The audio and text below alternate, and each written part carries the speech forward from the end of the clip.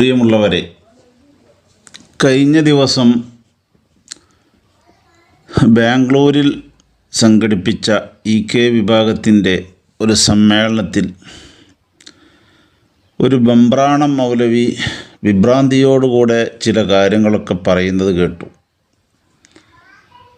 എല്ലാ നിലക്കും ശ്രദ്ധിക്കപ്പെട്ട ആ വാക്ക് എന്താണ് അതിൻ്റെ പൊരുളെന്ന് മനസ്സിലായിട്ടില്ല.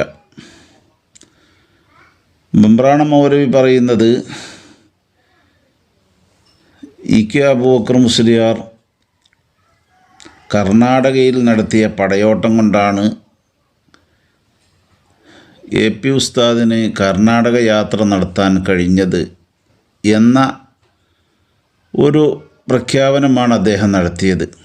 എങ്ങനെയാണ് ഇത് ലോജിക്കാവുക എന്നത് എത്ര ചിന്തിച്ചിട്ടും പിടികിട്ടുന്നില്ല.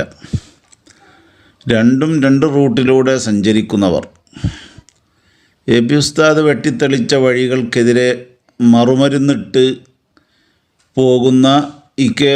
വിഭാഗം, അങ്ങനെയുള്ള ആ വിഭാഗത്തിൻ്റെ നേതാവ് അവിടെ ഒന്നായി ഓടി നടന്നെങ്കിൽ ആ ഓടി നടന്നെടുത്ത് കാന്തപുരത്തിന് എന്ത് കാര്യം? അദ്ദേഹത്തിൻ്റെ വഴിയിലൂടെ പോയാൽ മുള്ളായിരിക്കുമല്ലോ കാന്തപുരത്തിന് അനുഭവിക്കേണ്ടി വരിക. എന്നാൽ ഇതിൻ്റെ വരുംവരായികളൊന്നും ചിന്തിക്കാതെ പൊട്ടത്തരം മാത്രം സംഭാവനയായി നൽകുന്ന ഇദ്ദേഹത്തെ പോലെയുള്ള വിവരദോഷികൾ അടിഞ്ഞുകൂടിയ ഒരു പ്രസ്ഥാനമാണ് അത് എന്നുകൂടെ ആ വേദിയിൽ നിന്നുള്ള പ്രഖ്യാപനത്തിൽ നിന്ന് മനസ്സിലാക്കാൻ കഴിഞ്ഞു. വസ്തുതാപരമായി ചിന്തിക്കുന്ന ആളുകൾക്കൊക്കെ പിടികിട്ടും, ഇവർ രണ്ട് റൂട്ടിലൂടെ അവസാനം കാലം സഞ്ചരിച്ചിരുന്നവരാണ്. എന്ന് വെച്ചാൽ ഇ.കെ.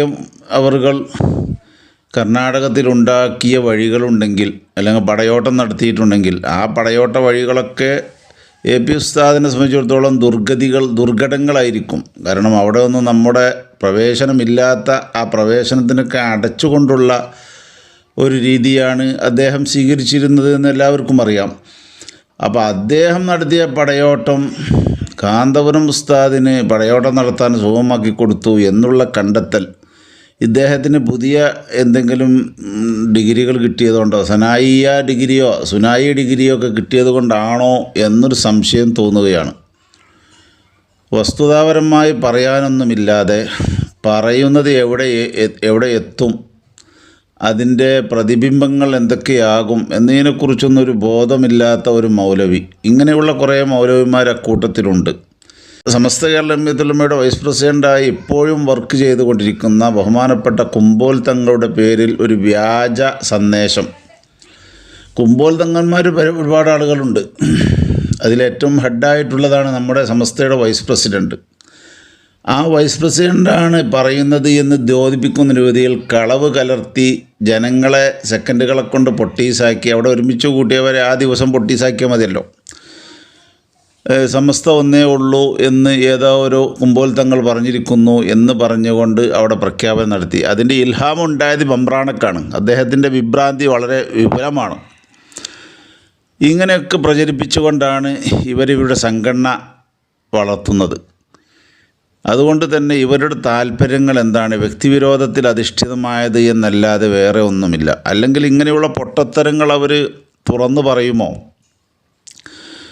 ഇ.കെ. അബൂബക്കർ മുസ്ലിയാർ നടത്തിയ പടയോട്ടത്തിൻ്റെ പിൻവാതിലൂടെയാണ് എ.പി. അബൂബക്കർ മുസ്ലിയാർ ഇങ്ങനെ കർണാടക യാത്ര നടത്തിയതെന്ന്. അങ്ങനെ ഒരു യാത്രയോ ഒരു ജില്ലാ യാത്രയോ ഇ.കെ. അബൂബക്കർ മുസ്ലിയാർ നടത്തിയതായി ചരിത്രത്തിലെവിടെയും ഇല്ല.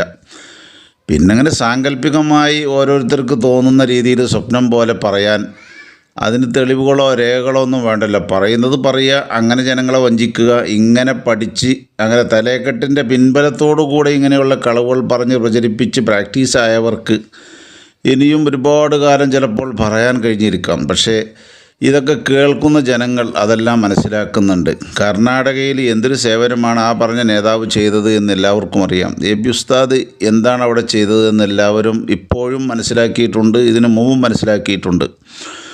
അപ്പോൾ ഇങ്ങനെയുള്ള അനുഭവമുള്ള ജനങ്ങൾക്ക് മുമ്പിൽ ഇങ്ങനത്തെ പൊട്ടത്തരങ്ങൾ പറയുമ്പോൾ നിങ്ങൾ പൊട്ടന്മാരാണ് എന്ന് ജനങ്ങൾ ധരിക്കുമെന്നല്ലാതെ അതുകൊണ്ട് അനന്തരഫലമൊന്നുമില്ല. ഏതായാലും ഈ കേരളത്തിലെ ഒരു സംഘടന ബാംഗ്ലൂരിൽ പോയിട്ട് ഇങ്ങനെ ഒരു പരിപാടി നടത്തിയത് കൊണ്ട് കുറച്ച് ബംബ്രാണക്കാരെയും വിഭ്രാന്തിക്കാരെയൊക്കെ കണ്ടെത്താനും മനസ്സിലാക്കാനുമൊക്കെ കഴിഞ്ഞു എന്ന ഒരു പ്രത്യേകത ആ സമ്മേളനം കൊണ്ടുണ്ടായിട്ടുണ്ട്. അല്ലാതെ പറഞ്ഞതിനെതിരെ നാട്ടിൽ വന്നാൽ പ്രവർത്തിക്കുന്ന തർക്കുൽ മുവാലാത്ത് വേണമെന്ന് ഉറഞ്ഞുതുള്ളുകയും നാട്ടിലെത്തിയാൽ വഹാബികളോടൊപ്പം സ്റ്റേജ് പങ്കിടുകയും ചെയ്യുന്ന ഈ വിഭാഗം, ആ വിഭാഗത്തിൻ്റെ വാക്കുകൾക്ക് യാതൊരു പ്രസക്തിയും ഇല്ല എന്ന് നമ്മുടെ സമൂഹത്തിന് മുമ്പിൽ തെളിയിക്കപ്പെട്ടതാണ്.